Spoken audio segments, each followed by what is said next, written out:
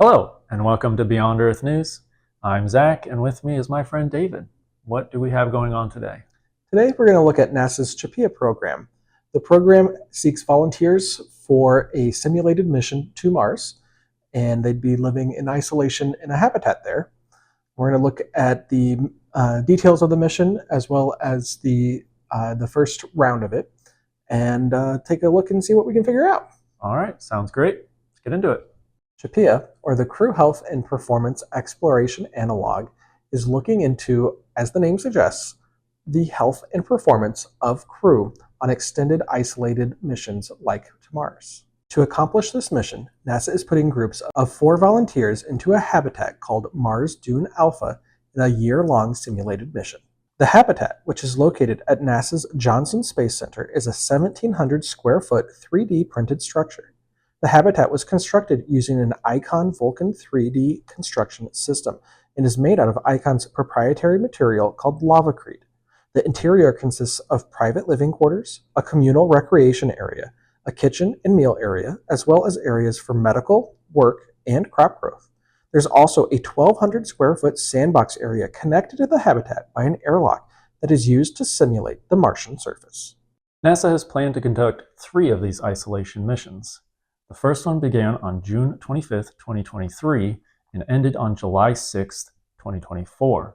The next mission will take place in 2025, with the third mission in 2026.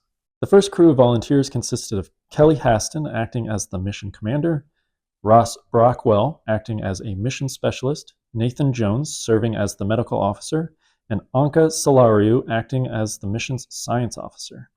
Each of these individuals are highly qualified with degrees in fields such as biomedical sciences and civil engineering. It's important to note that these people aren't astronauts, but volunteers from outside NASA. So, what kinds of things did the crew do as part of their mission? They conducted tasks that NASA imagines will be part of a regular routine on Mars. They participated in research, grew crops, conducted robotic operations, went on Mars walks, and maintained the habitat.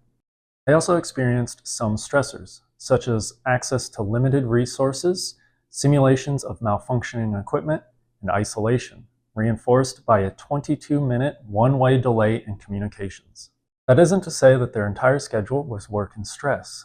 Their habitat had their living quarters and work areas separated.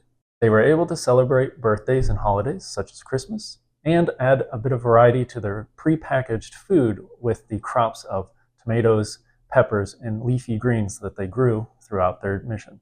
CHAPEA isn't the only source for NASA to collect data from. Another program called HERA also conducts a similar experiment in a smaller, isolated area for shorter durations. NASA has also conducted isolation studies in Antarctica. The International Space Station is another source of information on how isolation affects people. Well, there's a quick rundown of the CHAPEA program and its first mission, a year of isolation. David, do you think you could do that? A year is a long time. I think 3 months, absolutely. 6 months even, probably.